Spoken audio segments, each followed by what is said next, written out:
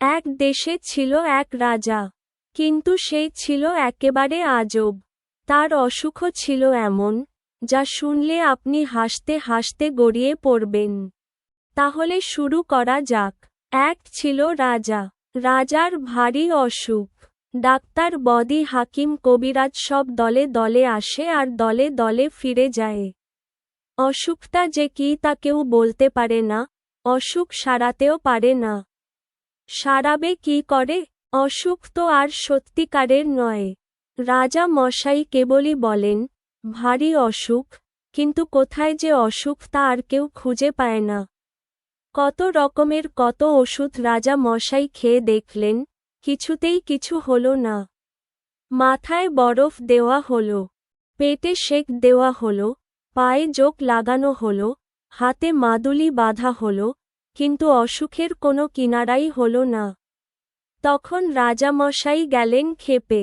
তিনি বললেন, দূর করে দাও এই অপদার্থগুলোকে, আর ওদের পুঁথিপত্র যা আছে সব কিছু কেড়ে নিয়ে জ্বালিয়ে দাও। এমনি করে চিকিৎসকেরা বিদায় হলেন। ভয়ে আর কেউ রাজার বাড়ির দিকেও যায় না। তখন সকলের ভাবনা হল, তাই তো, শেষটায় কি রাজা মশাই বিনা চিকিৎসায় মারা যাবেন? এমন সময় কোথা থেকে এক সন্ন্যাসী এসে বলল, অসুখ সারাবার উপায় আমি জানি, কিন্তু সে ভারী শক্ত। তোমরা কি সে সব করতে পারবে? মন্ত্রী, কোটাল, সেনাপতি, পাত্রমিত্র সবাই বলল, কেন পারব না? খুব পারব। জান দিতে হয় জান দেব। তখন সন্ন্যাসী বলল, প্রথমে এমন একটি লোক খুঁজে আনো যার মনে কোন ভাবনা নেই, যার মুখে হাসি লেগেই আছে, যে সব সময়ে, সব অবস্থাতেই খুশি থাকে। সবাই বলল। তারপর? সন্ন্যাসী বলল, তারপর সেই লোকের গায়ের জামা যদি রাজা মশাই একটা দিন পরে থাকেন, আর সেই লোকের তোশকে যদি এক রাত্রি ঘুমিয়ে থাকেন, তাহলেই সব অসুখ সেরে উঠবে। সবাই শুনে বলল, এ তো চমৎকার কথা। তাড়াতাড়ি রাজা মশাইয়ের কাছে খবর গেল। তিনি শুনে বললেন, আরে, এই সহজ উপায়টা থাকতে এতদিন সবাই মিলে করছিল কি? এইটা কারো মাথায় আসেনি? যাও, এখনই খোঁজ করে সেই হাসিওয়ালা লোকটার জামা আর তোশক নিয়ে এসো। চারদিকে লোক ছুটল, রাজ্যময়, খোঁজ খোঁজ, রব পড়ে গেল, কিন্তু সে লোকের আর সন্ধান পাওয়া যায় না। যে যায় সেই ফিরে আসে আর বলে, যার দুঃখ নেই, ভাবনা নেই, সর্বদাই হাসিমুখ, সর্বদাই খুশি মেজাজ, কই, তেমন লোকের তো দেখা পাওয়া গেল না। সবার মুখে এই একই কথা। তখন মন্ত্রীমশাই রেগে বললেন, এদের দিয়ে কি কোনো কাজ হয়? এই মূর্খেরা খুঁজতেই জানে না। এই বলে তিনি নিজেই বেরোলেন সেই অজানা লোকের খোঁজ করতে। বাজারের কাছে মস্ত এক দালানের সামনে তিনি দেখলেন, মেলা লোক জমে গিয়েছে আর এক বুড়ো শেঠজি হাসি মুখে তাদের চাল, ডাল, পয়সা আর কাপড় দান করছে। তারা চিহ্ন মন্ত্রী ভাবলেন, বাহ, এই লোকটাকে তো বেশ হাসি খুশি দেখাচ্ছে, ওর তো অনেক টাকা পয়সাও আছে দেখছি। তাহলে আর ওর দুঃখই বা কিসের, ভাবনাই বা কিসের? ওরই একটা জামা আর তোশক চেয়ে নেওয়া যাক। মন্ত্রীমশাই এই রকম ভাবছেন, ঠিক সেই সময়ে একটা ভিখারি করেছে কি, ভিক্ষা নিয়ে শেঠজিকে সেলাম না করেই চলে যাচ্ছে। আর শেঠজির রাগ দেখে কে? তিনি ভিখারিকে গাল দিয়ে, জুতো মেরে, তার ভিক্ষা কেড়ে তাকে তাড়িয়ে দিলেন। ব্যাপার দেখে মন্ত্রীমশাই মাথা নেড়ে সেখান থেকে সরে পড়লেন।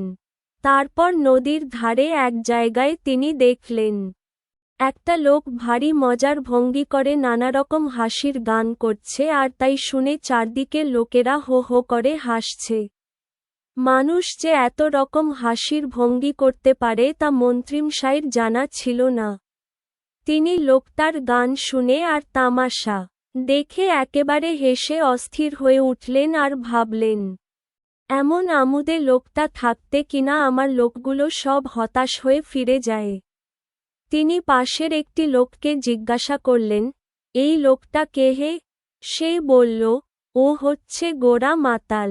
এখন দেখছেন কেমন খোস মেজাজে আছে। কিন্তু সন্ধ্যা হলেই ওর মাতলামি, চেঁচামেচি আর উৎপাত শুরু হয়। ওর ভয়ে পাড়ার লোক তিষ্ঠতে পারে না। শুনে মন্ত্রীমশাই গম্ভীর হয়ে আবার চললেন সেই লোকটির সন্ধানে। সারাদিন খাজে খুঁজে মন্ত্রীমশাই সন্ধ্যার সময় বাড়ি ফিরলেন। কিন্তু সে লোকের সন্ধান কোথাও মিলল না। এমনি করে দিনের পর দিন তিনি খোঁজ করেন আর দিনের পর দিন হতাশ হয়ে বাড়ি ফেরেন। তার উৎসাহ প্রায় ফুরিয়ে এসেছে। এমন সময়ে হঠাৎ এক গাছতলায় তিনি একটা পাগলা গোছের বুড়ো লোকের দেখা পেলেন। লোকটার মাথা ভরা চুল, মুখ ভরা দাড়ি, সমস্ত শরীর যেন শুকিয়ে দড়ি হয়ে গিয়েছে। সে একা একা বসে বসে আপন মনে কেবলই হাসছে। মন্ত্রী বললেন, তুমি এত হাসছ কেন? সে বলল, হাসব না। পৃথিবী বনবন করে ঘুরছে, গাছের পাতা সরে সরে যাচ্ছে, মাঠে মাঠে ঘাস গজাচ্ছে, রোদ উঠছে, বৃষ্টি পড়ছে, পাখিরা গাছে এসে বসছে, আবার সব উড়ে যাচ্ছে। এসব চোখের সামনে দেখছি আর হাসি পাচ্ছে। মন্ত্রী বললেন, তা না হয় বুঝলাম, কিন্তু শুধু বসে বসে হাসলে তো আর মানুষের দিন চলে না। তোমার কি আর কোনো কাজকর্ম নেই? ফকির বলল, তা কেন থাকবে না? সকালবেলায় নদীতে যাই, সেখানে স্নান টান সেরে, লোকজনের যাওয়া আসা কথাবার্তা এই সব তামাশা দেখে, আবার গাছতলায় এসে বসি। তারপর যেদিন খাওয়া জোটে খাই, যেদিন জোটে না খাই না। যখন বেড়াতে ইচ্ছা হয় বেড়াই, যখন ঘুম পায় তখন ঘুমাই। কোনো ভাবনা চিন্তা, হট্টগোল কিছুই নেই। ভারী মজা।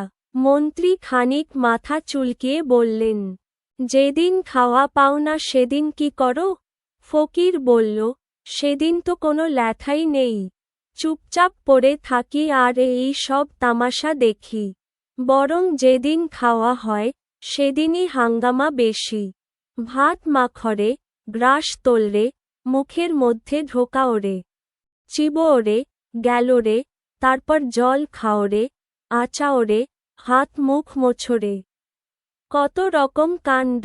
মন্ত্রী দেখলেন, এতদিনে ঠিক মতন লোক পাওয়া গিয়েছে।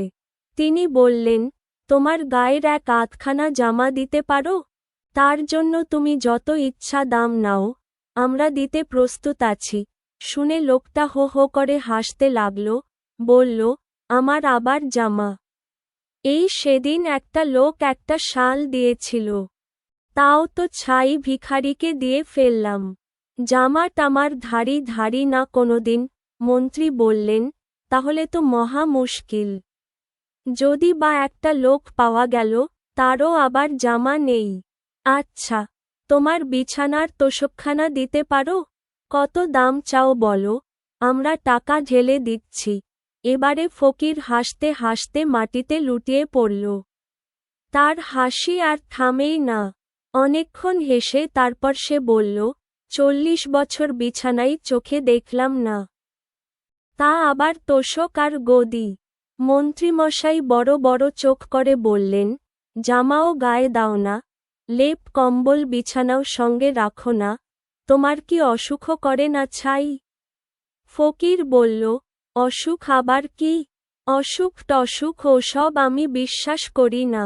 যারা কেবল অসুখ অসুখ ভাবে, তাদেরই খালি অসুখ করে। এই বলে ফকির আবার গাছে হেলান দিয়ে ঠ্যাং মেলে খুব হাসতে লাগল।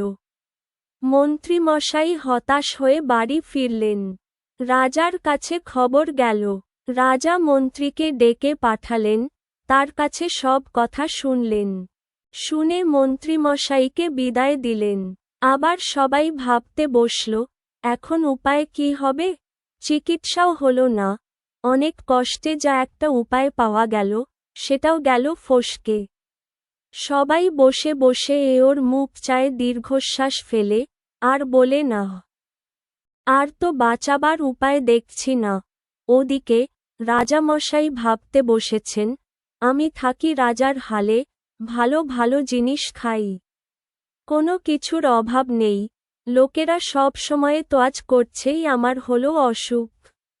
আর ওই হতভাগা ফকির, যার চাল চুলো কিচ্ছু নেই, জামা নেই, কম্বল নেই, গাছতলায় পড়ে থাকে, যা পায় তাই খায়, সে কিনা বলে অসুখ টসুখ কিছু মানেই না।